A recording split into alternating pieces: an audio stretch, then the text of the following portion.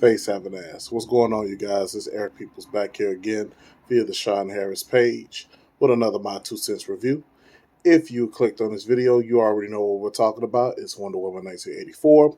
If you've never seen any of my videos, I'm going to do a brief synopsis of what the movie is about. Grade the acting, the visual effects, the story, and the music, and let you know what my overall grade about the movie was. This movie is about 2 years late. This movie was supposed to came out sometime last year, and they pushed it back, and it's got a couple of pushback dates, given you know COVID as well. And you know, the brief synopsis of the movie is it takes place in 1984. Wonder Woman has been living in man's world for like 70 some years, and she's become well adapted to what the world is. And the life lesson that is going to be learned in this movie is you can't always get what you want. And they have a great flashback scene to that in the beginning of the movie, to when she was young and living in Themyscira. And you are introduced to characters Barbara Manova and Maxwell Lord, who are basically on that other side of the coin from Diana. Even though Diana wants to have Steve Trevor back. She misses him, she loves him, and she ain't let go. She still is active, but for the most part, she's been able to like disable cameras and stuff like that, trying to keep herself out of the limelight. So they're trying to keep a lot of the continuity with Batman versus Superman. Like supposedly she disappeared, and then in Justice League they said that she was active when she was needed. So they're trying to keep that continuity in place. Um, Basically, there's this stone that's found that can grant wishes, and people began wishing it, and it gets into the wrong hands, and that's where the drama of the movie begins. So that's a brief synopsis of the movie. The acting in the movie, I gave it a 3. Gal Gadot has no doubt become Diana and Wonder Woman, and she just is the character now. Chris Pine, just her and Chris Pine, they're like married in my mind, because they have such great chemistry together.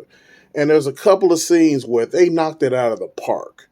They legitimately knocked it out of the park. Really, really good acting on their ends as far as the emotional aspects. Kristen Wiig was actually pretty good. Though I would have liked to see more of her transition to becoming bad. You really didn't see that. It was just like, oh well, now we're about to flip it. She's this nerdy chick from the '80s, and now we're about to flip it, and boom, there you go. Same thing with Pedro Pascal. But Pedro, man, if you guys have been watching The Mandalorian and you watched the last episode of it, man, like Pedro's got some nice acting chops, especially when it comes to emotional scenes.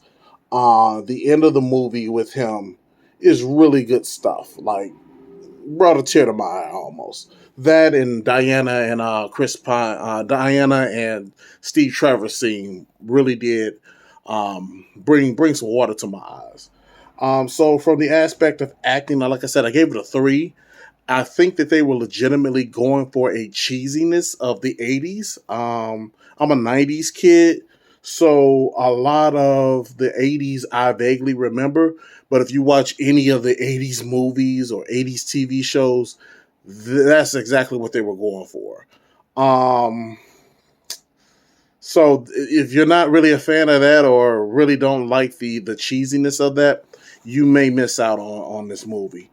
Um, the music, Hans Zimmer, my man, he came back in and did the score for this, and I thought he was going to tear it up, because this is '80s, and I know that from my research, he was a part of a band back in the '80s or whatnot, and I'm like, Hans is going to tear this up, but his score wasn't too overbearing. Like in the beginning of the movie, where there's no dialogue hardly, like the first like 5 to 7 minutes of the movie where there's no dialogue and it's just action, and his score, it really shines through. But through the rest of the movie, his score really didn't beat through. I did like the whole beautiful lie that they had played from Batman v Superman. But outside of that, his score really wasn't overbearing. So I guess that's kind of a good thing because a lot of the times scores can overtake the movies, but they're really just supposed to, heighten them. The visual effects of the movie, Diana's running scenes are a bit awkward, same as like the Flash running, but I'm chalking it up as her ability to fly. She finally figures out how to fly, and it's actually a pretty beautiful scene that's actually connected to Chris Pine. Um, and I'm almost saying that her awkward running is actually her, almost defying gravity, but just not there yet. You know what I'm saying? And it just took something else to just free that from her, and now she has the ability to fly. Um, so yeah, visual effects as far as that's concerned, a lot of the what fight scenes were in the movie, because there's not a lot, was fine, but could have been more. I actually liked it, Cheetah. I might be one of the very few that actually did like her, but I actually liked her. I wish that, but given the character and the transition that they did, it just felt unfulfilling. Um, so yeah, those are my main bullet points. Overall, I gave the movie a 2.5 out of 5. The reason why is because the MacGuffin of the movie, going into spoilers, is that Maxwell Lord becomes the wishing stone, and he just begins granting all of these wishes. But as he's granting wishes, he's taking things from people. But the MacGuffin also of the movie is also it's basically a monkey's paw type thing, but it's also killing him. So yeah, he's granting wishes, he's taking things from powerful people, but he's also losing his own life force. So he says, you know what? Let me get to a larger scale and grant people wishes, even if they don't know what I'm taking from them, and I'm going to start taking their life force away from them to replenish myself. And he gives Barbara another upgrade, which makes her become Cheetah. Barbara's whole problem is that she's the typical 80s nerd. She's not being noticed. She wants to be noticed and just, be normal. You know what I'm saying? And, not knowing that everybody's not meant to be your friend. People who are actually mess with you are your true friends. You don't need everybody else. And I don't think that she really understood that. But yeah, so that's one part of it, and the whole aspect of, hey, you could just reject your wish and everything just magically goes back to normal, even though we had nuclear weapons going off, people wishing people were dead and people dropping dead. It was like really crazy at the end. And it was just like, hey, I reject my wish, and then everything just magically just went back to normal with like no repercussions. And that's kind of going against the movie's whole premises about repercussions and taking the short route, because that's what Diana did as a child in the beginning of the movie.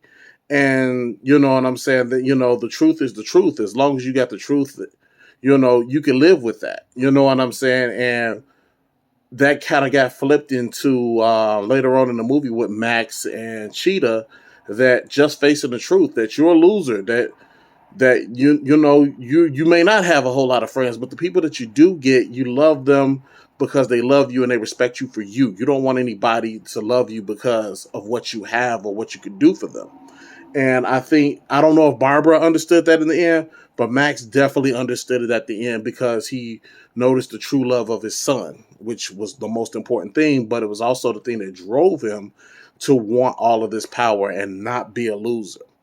So, yeah, if you're expecting a action-packed clash like the first Wonder Woman, no, you're not getting that. Even though a lot of people give the third act of Wonder Woman 1 a lot of flack, I loved it because it's a clash of ideas, both metaphorically and physically, between her and Ares. And she learned a very valuable lesson that, guess what? The boogeyman is not some dude that's hanging underneath your bed. The boogeyman is within all of us. You know what I'm saying?